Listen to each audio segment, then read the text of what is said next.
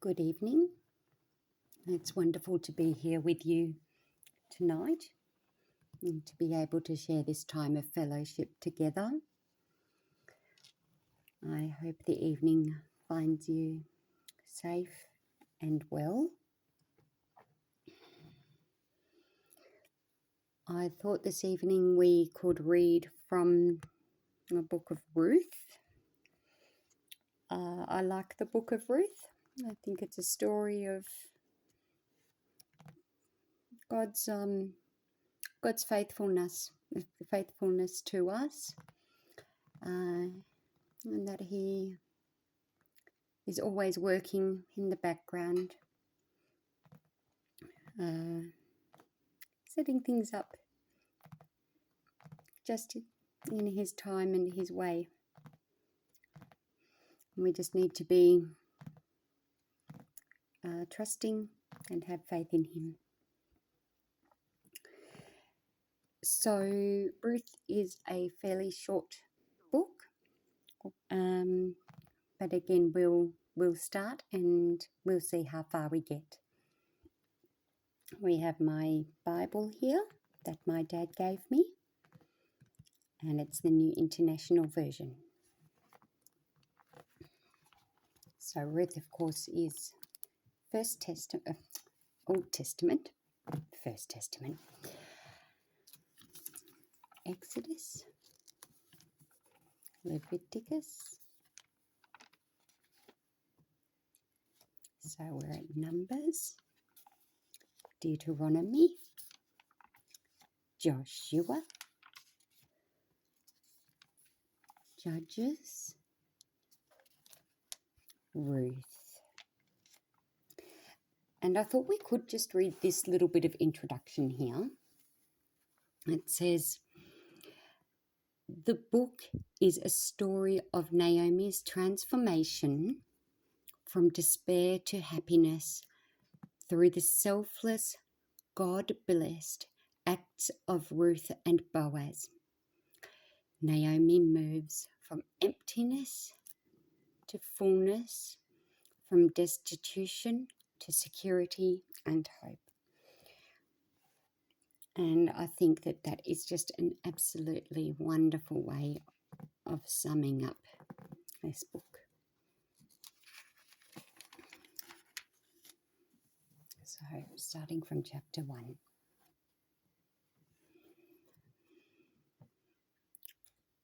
In the days when the judges ruled, there was a famine in the land. So a man from Bethlehem in Judah, together with his wife and 2 sons, went to live for a while in the country of Moab. The man's name was Elimelech. His wife's name was Naomi, and the names of his 2 sons were Mahlon and Chilion. They were Ephrathites from Bethlehem, Judah, and they went to Moab and lived there. Now Elimelech, Naomi's husband, died, and she was left with her 2 sons. They married Moabite women, one named Orpah and the other Ruth.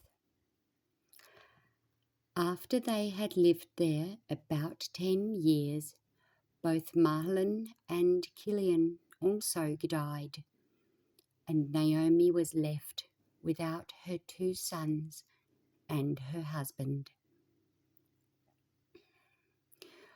When Naomi heard in Moab that the Lord had come to the aid of his people by providing food for them, she and her daughters-in-law prepared to return home from there.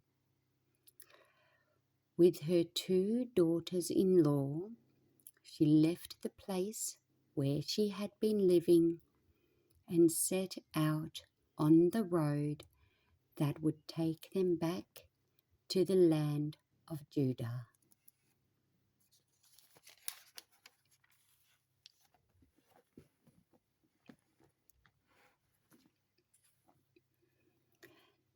Then Naomi said to her 2 daughters-in-law, "Go back, each of you, to your mother's home.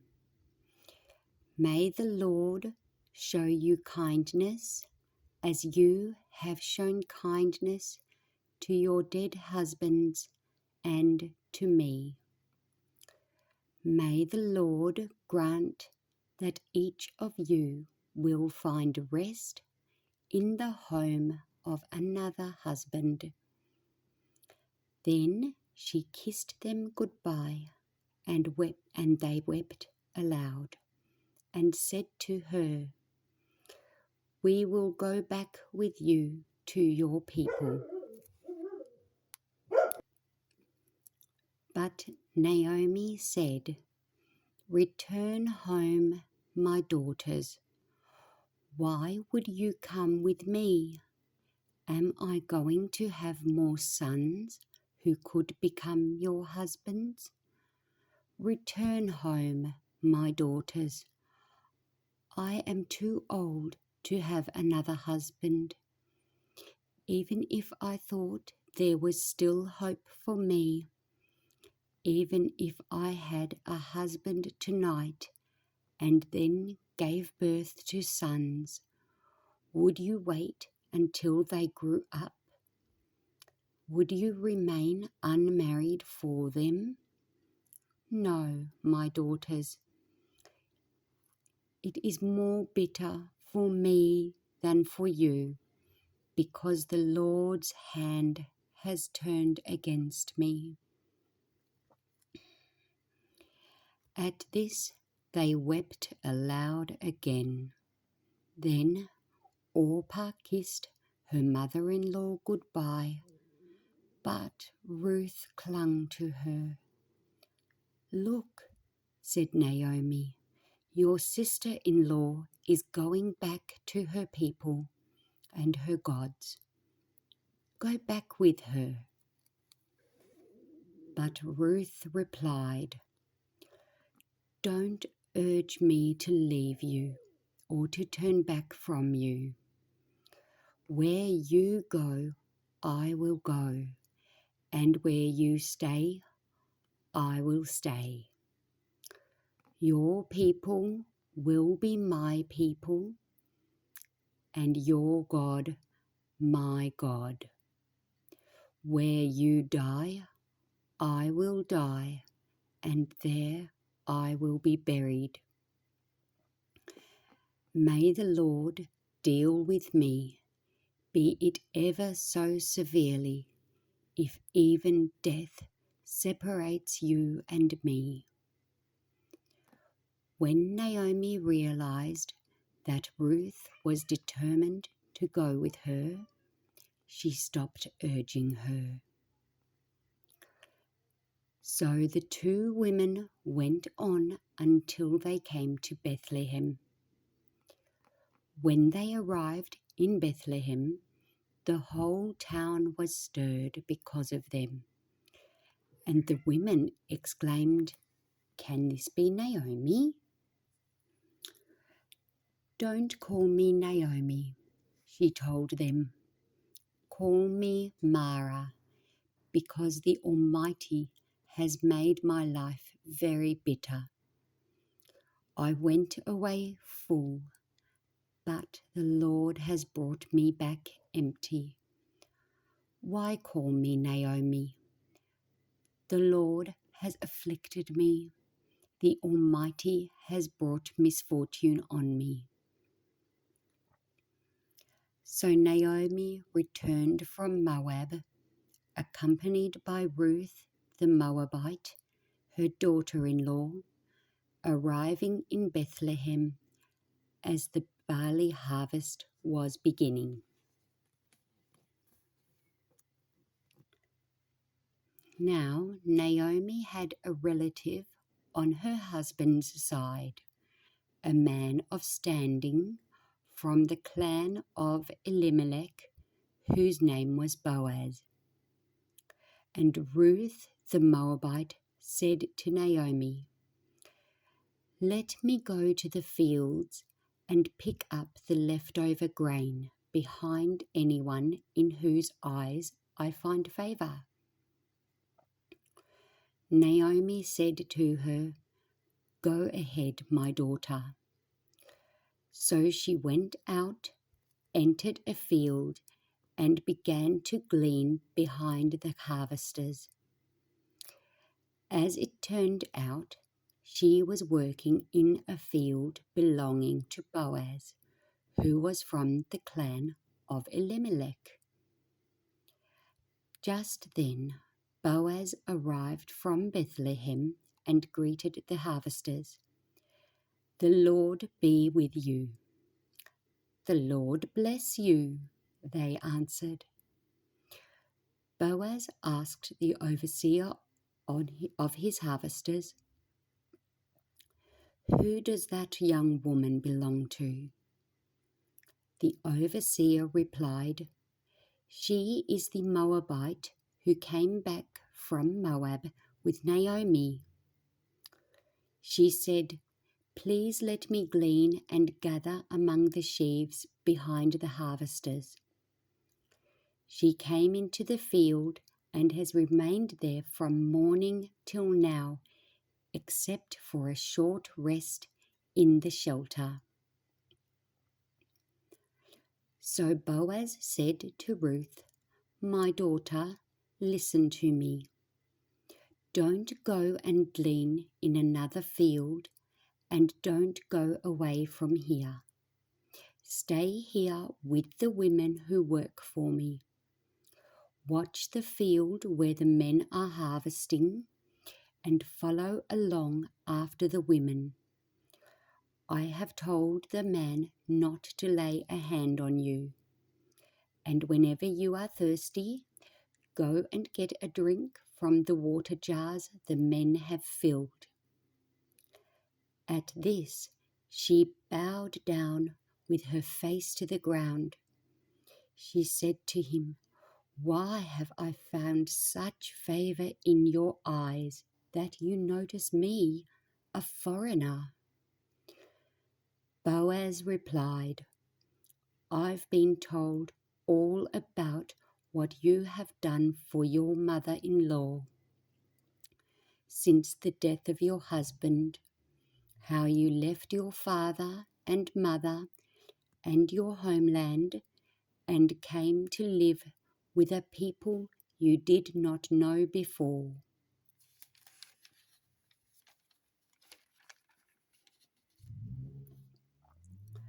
May the Lord repay you for what you have done. May you be richly rewarded by the Lord, the God of Israel, under whose wings you have come to take refuge. May I continue to find favour in your eyes, my Lord," she said. "You have put me at ease by speaking kindly to your servant, though I do not have the standing of one of your servants." At mealtime, Boaz said to her, "Come over here, have some bread, and dip it in the wine vinegar." When she sat down with the harvesters, he offered her some roasted grain. She ate all she wanted and had some left over. As she got up to glean, Boaz gave orders to his men, "Let her gather among the sheaves, and don't reprimand her. Even pull out some stalks for her from the bundles and leave them for her to pick up, and don't rebuke her." So Ruth gleaned in the field until evening. Then she threshed the barley she had gathered, and it amounted to about an ephah. She carried it back to town, and her mother-in-law saw how much she had gathered. Ruth also brought out and gave her what she had left over after she had eaten enough. Her mother-in-law asked her, "Where did you glean today? Where did you work? Blessed be the man who took notice of you." Then Ruth told her mother-in-law about the one at whose place she had been working. "The name of the man I worked with today is Boaz," she said. "The Lord bless him," Naomi said to her daughter-in-law. "He has not stopped showing his kindness to the living and the dead." She added, "That man is our close relative. He is one of our guardian redeemers." Then Ruth the Moabite said, "He even said to me, 'Stay with my workers until they finish harvesting all my grain.'" Naomi said to Ruth, her daughter-in-law, "It will be good for you, my daughter, to go with the women who work for him, because in someone else's field you might be harmed." So Ruth stayed close to the women of Boaz to glean until the barley and wheat harvests were finished, and she lived with her mother-in-law. One day, Ruth's mother-in-law Naomi said to her, "My daughter, I must find a home for you where you will be well provided for. Now Boaz, with whose women you have worked, is a relative of ours. Tonight he will be winnowing barley on the threshing floor. Wash, put on perfume, and get dressed in your best clothes. Then go down to the threshing floor, but don't let him know you are there until he has finished eating and drinking. When he lies down, note the place where he is lying. Then go and uncover his feet and lie down. He will tell you what to do." "I will do whatever you say," Ruth answered. So she went down to the threshing floor and did everything her mother-in-law told her to do. When Boaz had finished eating and drinking and was in good spirits, he went over to lie down at the far end of the grain pile. Ruth approached quietly, uncovered his feet, and lay down.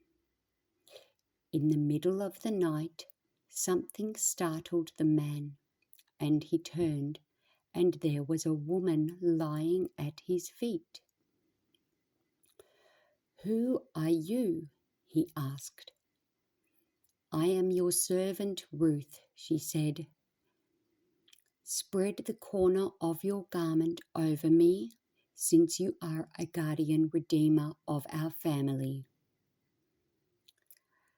"The Lord bless you, my daughter," he replied. "This kindness is greater than which you showed earlier. You have not run after the younger men, whether rich or poor. And now, my daughter, don't be afraid. I will do for you all you asked. All the people of my town know that you are a woman of noble character. Although it is true that I am a guardian redeemer of our family, there is one who is more closely related than I. Stay here for the night, and in the morning, if he wants to do his duty as your guardian redeemer, good, let him redeem you. But if he is not willing, as sure as the Lord lives, I will do it. Lie here until morning." So she lay at his feet until morning, but got up before anyone could be recognized. And he said, "No one must know that a woman came to the threshing floor." He also said, "Bring me the shawl you are wearing and hold it out." When he did so, he poured into it 6 measures of barley and placed the bundle on her. Then he went back to the town. When Ruth came to her mother-in-law, Naomi asked, "How did it go, my daughter?" Then she told her everything Boaz had done for her and added, "He gave me these 6 measures of barley, saying, 'Don't go back to your mother-in-law empty-handed.'" Then Naomi said, "Wait, my daughter, until you find out what happens, for the man will not rest until the matter is settled today." Meanwhile, Boaz went up to the town gate and sat down there just as the guardian redeemer he had mentioned came along. Boaz said, "Come over here, my friend, and sit down." So he went over and sat down. Boaz took 10 of the elders of the town and said, "Sit here," and they did so. Then he said to the guardian redeemer, "Naomi, who has come back from Moab, is selling the piece of land that belonged to our relative Elimelech. I thought I should bring the matter to your attention and suggest that you buy it in the presence of these seated here and in the presence of the elders of my people. If you will redeem it, do so. But if you will not, tell me, so I will know. For no one has the right to do it except you, and I am next in line." "I will redeem it," he said. Then Boaz said, "On the day you buy the land from Naomi, you also acquire Ruth the Moabite, the dead man's widow, in order to maintain the name of the dead with his property." At this, the guardian redeemer said, "Then I cannot redeem it because I might endanger my own estate. You redeem it yourself. I cannot do it." Now in earlier times in Israel, for the redemption and transfer of property to become final, one party took off his sandal and gave it to the other. This was the method of legalizing transactions in Israel. So the guardian redeemer said to Boaz, "Buy it yourself." And he removed his sandal. Then Boaz announced to the elders and all the people, "Today you are witnesses that I have bought from Naomi all the property of Elimelech, Kilion, and Mahlon. I have also acquired Ruth the Moabite, Mahlon's widow, as my wife, in order to maintain the name of the dead with his property, so that his name will not disappear from among his family or from his hometown. Today you are witnesses." Then the elders and all the people at the gate said, "We are witnesses. May the Lord make the woman who is coming into your home like Rachel and Leah, who together built up the family of Israel. May you have standing in Ephrathah and be famous in Bethlehem. Through the offspring the Lord gives you by this young woman, may your family be like that of Perez, whom Tamar bore to Judah. So Boaz took Ruth, and she became his wife. When he made love to her, the Lord enabled her to conceive, and she gave birth to a son. The women said to Naomi, "Praise be to the Lord, who this day has not left you without a guardian redeemer. May he become famous throughout Israel. He will renew your life and sustain you in your old age. For your daughter-in-law, who loves you and who is better to you than 7 sons, has given him birth." Then Naomi took the child in her arms and cared for him. The women living there said, "Naomi has a son," and they named him Obed. He was the father of Jesse, the father of David. And I think we will leave it there. The book does go on to the genealogy of David, but that's okay.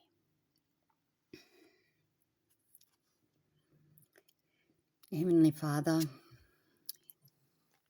thank you for your love for us, your plans for us, your faithfulness to us, and for your righteousness.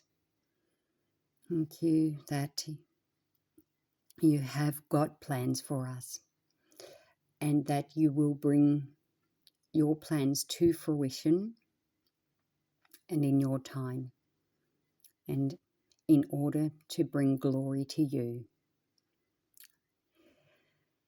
Lord, keep your children safe tonight or this morning, whenever they are watching. In your precious name, amen. Thank you so much for watching, and I look forward to seeing you again. Bye-bye.